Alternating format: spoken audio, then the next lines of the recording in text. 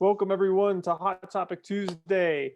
On this week's segment, we have Al Fragnoli and special guest Justin Marckel. I'm Zach Sooty, and we want to jump into a couple things this evening. First, I'm going to go with you, Al. Let's talk about NCAA basketball. March Madness is approaching. Who do you have as your four number one seeds? And who do you have as your final four? All right.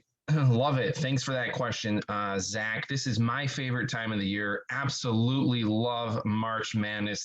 The conference tournaments are going to be underway pretty soon. Some of them probably start next week, I believe, towards the end of February here. Can't wait for some of them. So the four number one seeds, if the tournament was to start today and Selection Sunday was right now, I'm going Michigan, Baylor, Gonzaga, and Ohio State. That's if it starts today, right? So anything can change. I'm pretty confident that Michigan, Baylor, and Gonzaga 2 weeks from now, 3 weeks from now, whenever Selection Sunday is, pretty confident those three teams will still be number one seeds. The fourth one, I think, is up for grabs at the moment. But if it were to start today, Ohio State's in.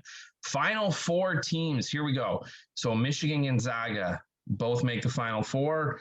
And then my other two are going to surprise some people. Illinois, I think Illinois has a ton of upside and a ton of potential. I don't think they've played their best basketball yet this year. And I know they were upset earlier this evening by that school out in Lansing that's not very good this year, Michigan State. I'm not sure what sports they're currently good at this year, but I'm sure we'll find out soon. So that's a shocking loss for them, but I think they'll rebound. And if they can get it together, I think they're a very talented group and could easily be in the Final Four. The fourth team, another surprise to probably some, I'm going to say Texas. I've watched a lot of Texas basketball. I've watched a lot of Big 12 action this year, and I think they're a really, really strong basketball school right now, and I think they're having a great season. I really like them to kind of put it together. I'm going to leave Baylor out. I think a lot of people would think that they'll be in the Final Four, but we'll see what happens. So those are the four number one seeds that I currently have, and those are my Final Four teams at the moment. All right, Justin, what about you? Well, Al, I'm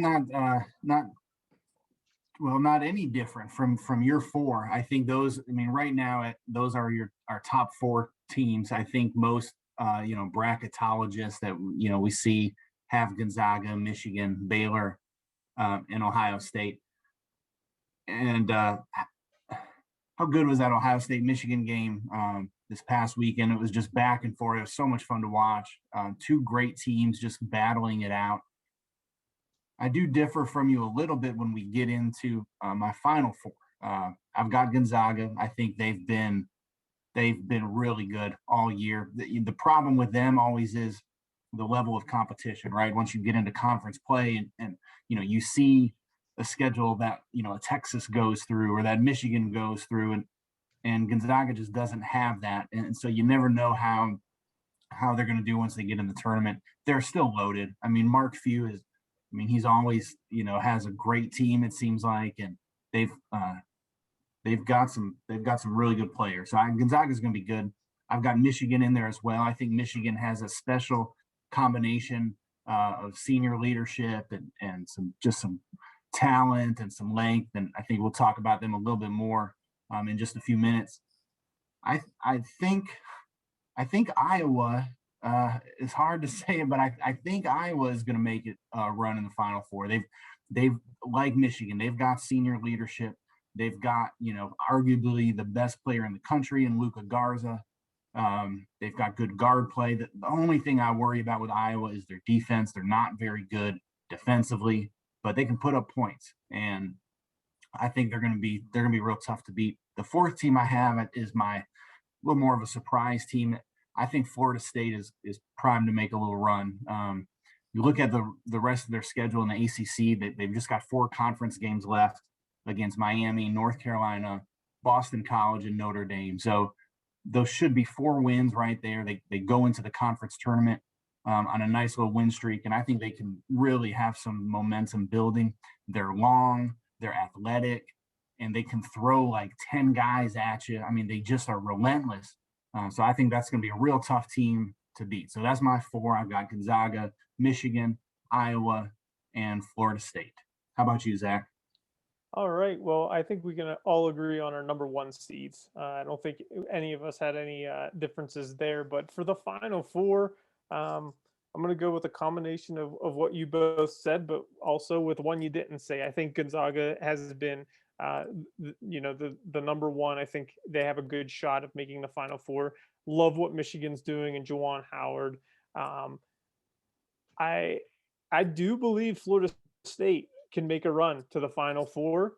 And the team that I think that's playing really well, that seems to go deep quite often, and I think they're going to go deep this year, is Villanova.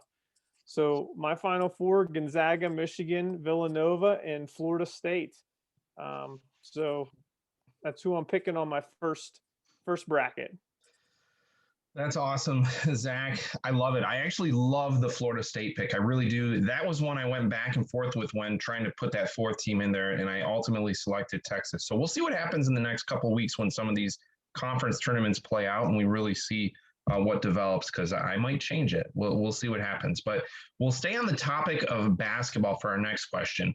We're going to give a little bit of a shout out here to Nick Burgandy. Nick had a question, suggested we talk Michigan basketball. First of all, if you're in the southeastern Michigan area and you're downriver, make sure to check out one of his 3 fine bars that he owns and operates downriver. So check them out. But Nick had a great question: Michigan basketball. Let's talk about the University of Michigan. How good is this team? All right. What are some of your guys' thoughts on this? Can they compete for a title? I think we all had them in as a number 1 seed.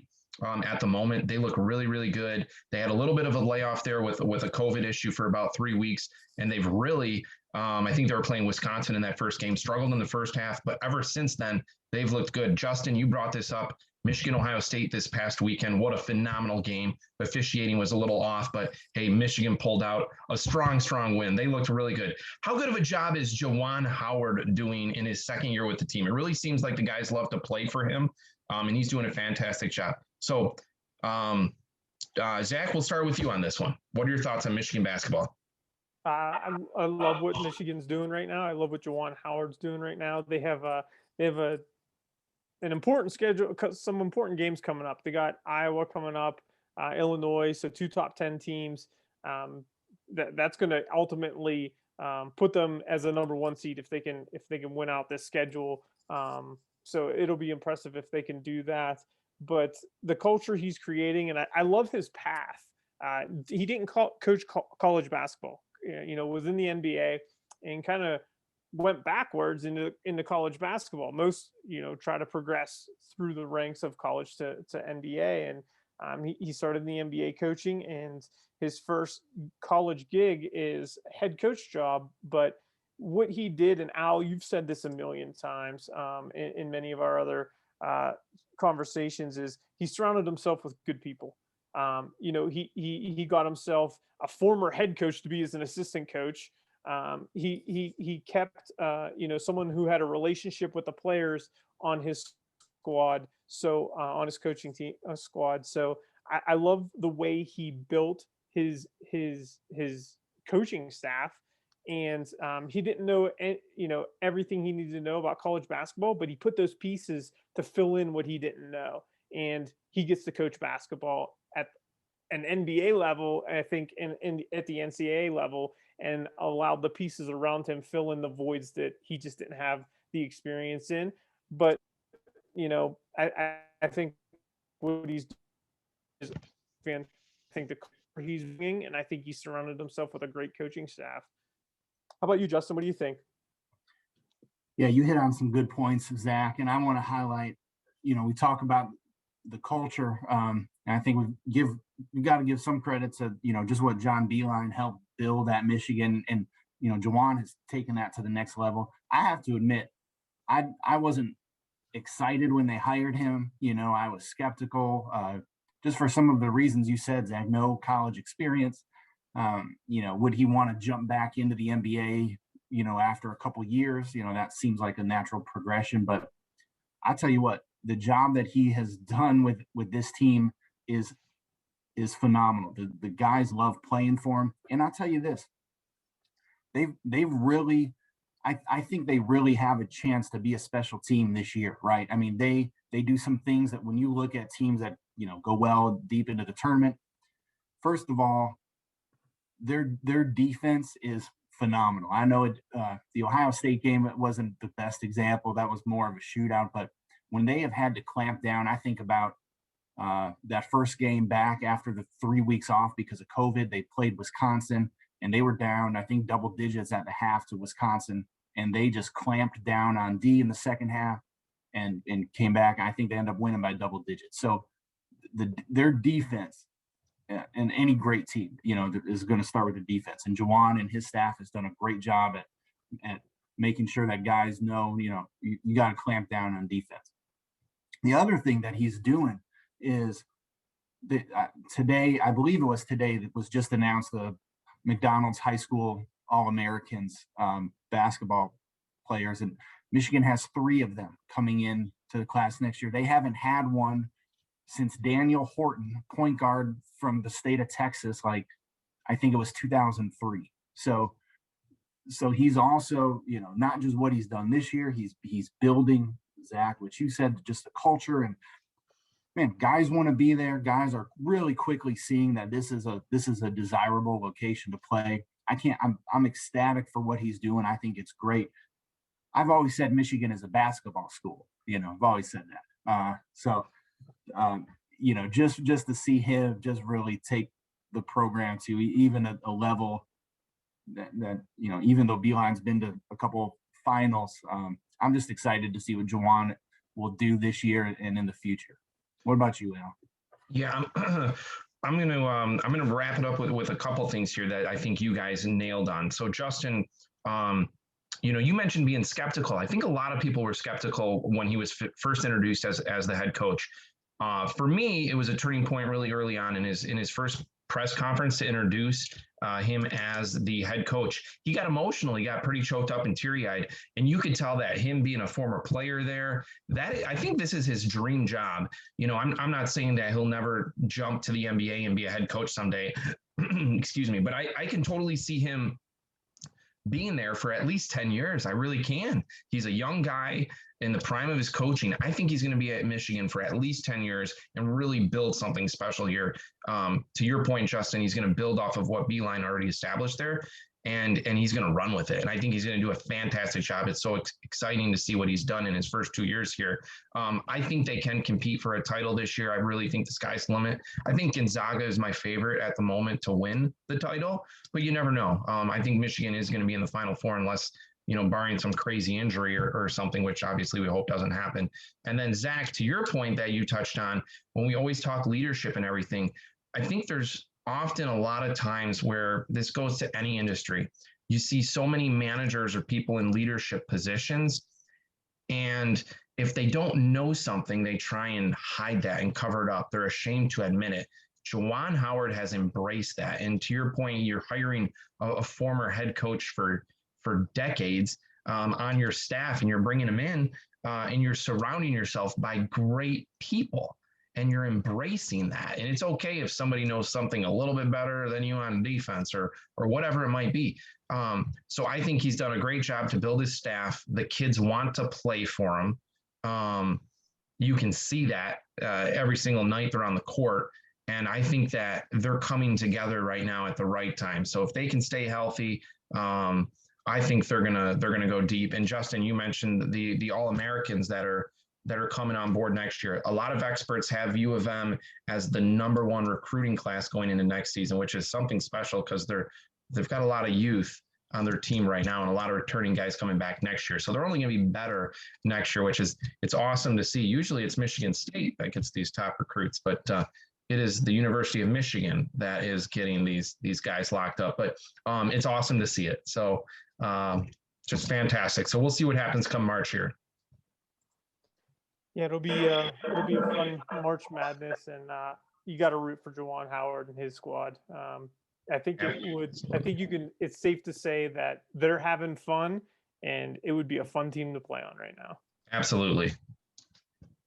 So, gentlemen, just want to wrap up with one final subject. Earlier this morning, we did hear the news of Tiger Woods' single car accident. Sounded like he was in surgery. I know updates have been sparse. Haven't heard much on the extent of the injuries, but with Tiger Woods, 5 back surgeries, this car accident.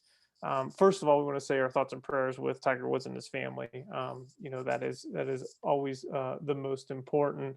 And I think from what we've heard, it's non-life threatening. But what does this mean for Tiger Woods and perhaps his brand?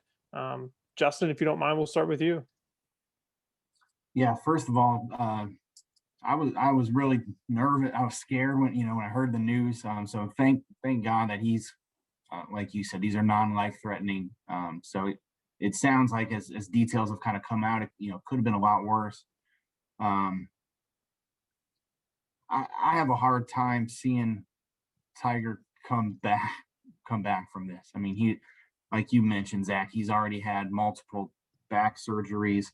The nature of this accident, I mean, some of the stuff I'm hearing, both legs were broken. It's gonna be tough. He's not young anymore. But here's the thing about Tiger that I've noticed. I've followed a little bit of golf, and the younger guys that are starting to now make a name for themselves on the tour. They, this is like when a young Kobe got to play against Jordan. These guys really all looked up to Tiger. Tiger, I was watching this tournament this past weekend. He was there. He was kind of congratulating some of the guys as they walked off the 18th green on Sunday.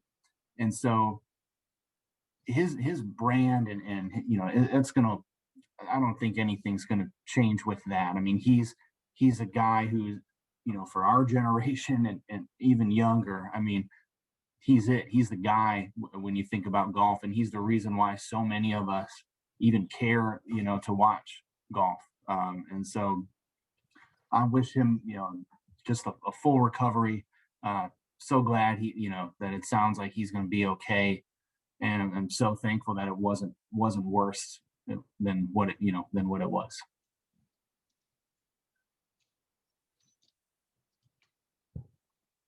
Al, what are your thoughts?